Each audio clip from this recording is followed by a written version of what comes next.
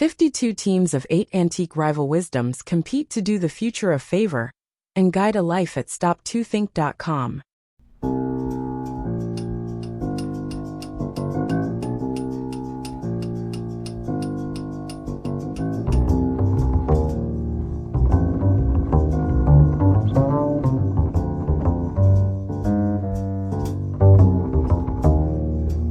Team quote 42.1. Opportunities multiply as they are seized. Sun Tzu 545 BC, 496 BC. This strategic insight from Sun Tzu, author of The Art of War, reveals a profound understanding of how success tends to compound. Coming from one of history's greatest military strategists, it suggests the dynamic relationship between action and opportunity. The observation is particularly clever in how it challenges the passive view of opportunity. Rather than seeing opportunities as fixed resources that diminish as they're used, Sun Tzu suggests they actually multiply through active engagement. Each seized opportunity creates new possibilities, opening doors that weren't visible before. What makes this insight especially powerful is its universal application beyond military strategy. In business, relationships, learning, or personal growth, taking action often reveals or creates new opportunities that couldn't have been seen from the starting position. It's like a chess game where each good move not only achieves an immediate goal, but also creates new strategic possibilities.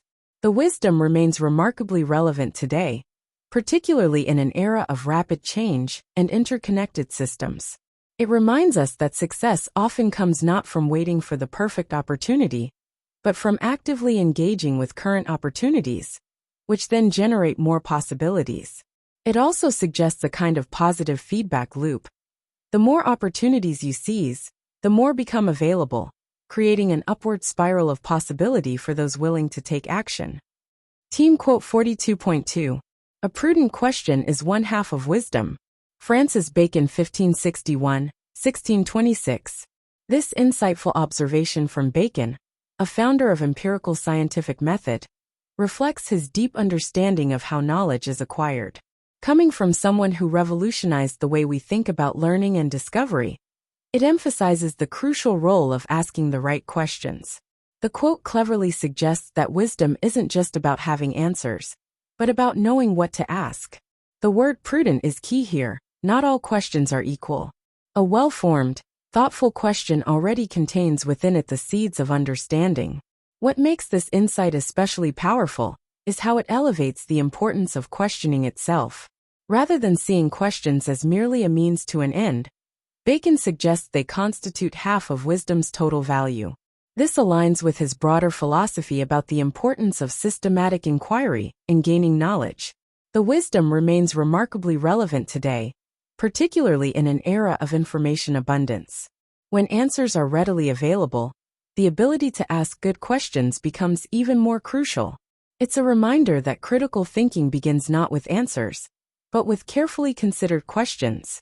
This perspective also suggests that developing the ability to ask better questions might be as important as accumulating knowledge, an insight that has implications for education, research, and personal development. Team quote 42.3. A word to the wise is enough. Plautus 255 BC, 185 BC. This concise observation from Plautus, the Roman comic playwright, captures an important truth about communication and understanding. It's particularly fitting that this statement about brevity is itself so brief. The Latin phrase verbum sat sapienti, a word to the wise is sufficient, suggests that those with wisdom don't need lengthy explanations. They can grasp implications and meanings quickly, understanding the fuller picture from minimal information. It's like a skilled chess player who can see the consequences of a move many steps ahead.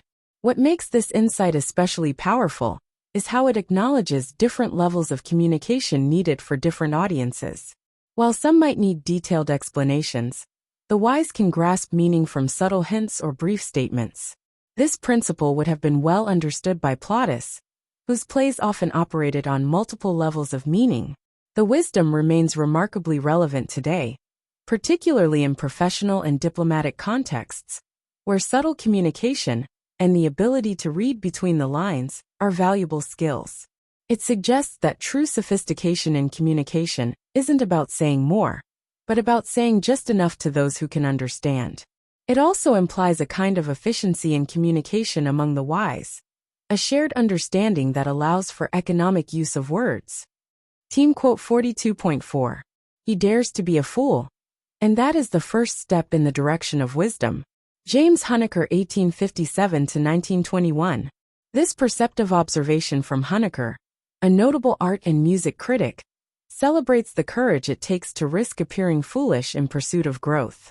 It's particularly meaningful coming from someone who spent his career analyzing and critiquing creative work, understanding how innovation often requires willingness to appear unconventional. The quote turns conventional thinking on its head by suggesting that accepting the possibility of looking foolish is actually a wise choice. There's a paradox here. To become wise, one must first be willing to appear unwise. This speaks to how learning and growth often require us to venture beyond our comfort zones, ask stupid questions, and risk making mistakes. What makes this insight especially powerful is how it addresses a common barrier to learning and development: fear of appearing foolish. Many people limit their growth by sticking to what they already know or understand, afraid to reveal their ignorance or make mistakes. Huneker suggests that embracing this vulnerability is actually the first step toward greater understanding. The wisdom remains remarkably relevant today, particularly in an era where social media can make people especially conscious of appearing foolish or uninformed. It reminds us that meaningful growth often requires setting aside our ego and being willing to be a beginner, to make mistakes, and to learn from them. Team quote 42.5. A precedent embalms a principle. Benjamin Disraeli 1804–1881.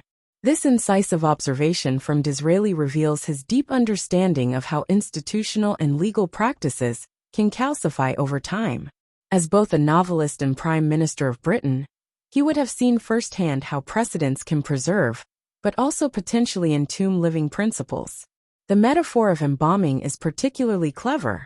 Just as embalming preserves the form of something no longer living, precedents can preserve the form of a principle, while potentially draining it of its vital spirit and ability to evolve.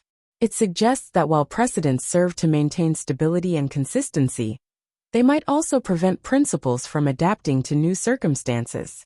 What makes this insight especially powerful is how it highlights a tension in any system based on precedent, whether legal, political, or social. While precedents provide valuable continuity and predictability, they can also become rigid constraints that outlive their usefulness or original purpose. The wisdom remains remarkably relevant today, particularly in legal systems where precedent plays a crucial role, but also in any institution where "we've always done it this way" becomes a barrier to necessary change. It reminds us that while precedents serve an important function, we should be mindful of when they preserve principles and when they might be constraining them. Team quote 42.6. Charms strike the sight, but merit wins the soul. Alexander Pope 1688–1744. This elegant observation from Pope, the master of heroic couplets, draws a profound distinction between surface appeal and deeper worth. Coming from one of England's greatest poets, who often explored themes of appearance versus reality, it carries particular weight. The quote sets up a contrast between immediate superficial attractions, charms, and lasting substantive value, merit. The use of strike suggests the quick, forceful impact of surface charm, while wins implies a slower but more complete conquest of the soul, our deeper appreciation and judgment. What makes this insight especially powerful is how it acknowledges both the reality of immediate attraction and its ultimate insufficiency. Pope doesn't deny the power of charm, it does strike the sight. But he suggests that lasting appreciation and true connection come from something more substantial. The wisdom remains remarkably relevant today, particularly in an era of carefully curated social media presence and instant impressions. It reminds us that while surface appeal might catch attention, genuine merit is what creates lasting value and deeper connections. This perspective applies across many domains, from personal relationships to art, from leadership to achievement, suggesting that while style might create initial impact, Substance is what ultimately endures. Team quote 42.7. How much better it is to be envied than to be pitied. Herodotus 484 BC, 424 BC. This observation from Herodotus, often called the father of history, reveals a keen understanding of human psychology and social dynamics. It's particularly interesting coming from someone who spent his life documenting and analyzing human affairs across different cultures. The quote captures something fundamental about human nature and social status. Being envied, while potentially uncomfortable, implies possession of something others desire: success, wealth, happiness, or achievement. Being pitied, on the other hand, suggests misfortune or deficit. Herodotus suggests that it's better to deal with the challenges of success than the challenges of failure. What makes this insight especially powerful is how it acknowledges an uncomfortable truth about social relationships. While we might say that neither envy nor pity is ideal, Herodotus pragmatically points out that if forced to choose, most would prefer to be in a position that attracts envy rather than pity. The wisdom remains remarkably relevant today, though perhaps with some modern nuance. In an era of social media and public visibility, being envied can come with its own significant challenges. Yet the basic insight holds. Most would rather deal with the problems that come with success than those that come with failure. It's worth noting that Herodotus, as a historian, would have seen this dynamic play out repeatedly in the rises and falls of individuals and nations he chronicled. Team quote 42.8. One man with courage makes a majority. Andrew Jackson 1767 to 1845.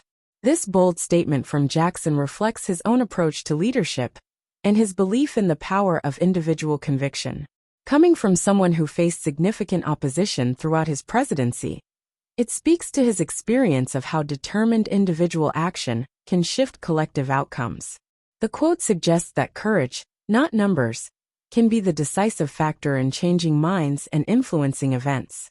It implies that one person standing firmly for their beliefs can eventually bring others to their position, effectively creating a majority through the force of their conviction and example. What makes this insight especially powerful is how it challenges conventional thinking about democracy and power. While democracy is based on majority rule, Jackson suggests that transformative change often begins with a single person willing to take a stand. This has proven true throughout history, where individual acts of courage have catalyzed broader social movements. The wisdom remains remarkably relevant today, particularly in an era when social media can amplify individual voices and actions. It reminds us that significant change often begins with one person willing to stand up for what they believe, even when they initially stand alone. It's worth noting that while this quote celebrates individual courage, it also carries some caution. The same principle could justify both positive social change and potentially dangerous populism, something Jackson's own presidency sometimes demonstrated. And to help raise school test scores and confidence with free easy extra advantage math, spelling and reading workbooks you can download for free at stop2think.com or buy at educationstopshate.com.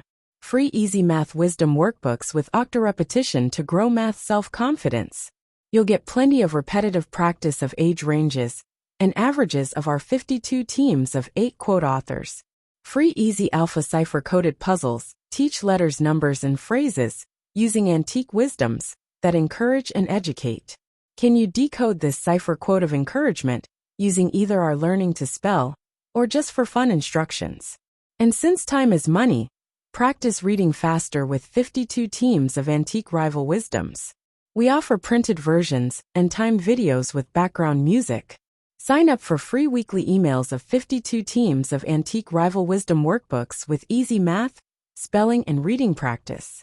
And if you'd like to get paid for sharing our wearable wisdoms, keep this in mind. Everyone I know wears a shirt, and most of us change them daily, so change your shirt and change the world. Social equalities are blatantly subliminal antique positive wisdoms repetitively shared without saying a word. This applies to all our wearable shareable wisdoms, like pretty witty baby onesies and pretty witty kids. Youthful truths let your kids gain confidence, sharing antique wisdoms with their friends. Imagine them sharing words of wisdom with classmates and teachers. I think, therefore I think teas I wear is a super easy way to share words of wisdom. With wearable wisdoms to fit babies, kids, and adults, you can clothe a whole family, city, or state. So do the future a favor by encouraging, educating, and entertaining with words of wisdom. Make us all wiser and kinder. And for a downloadable PDF of these team quotes, join the 52 of 8 today.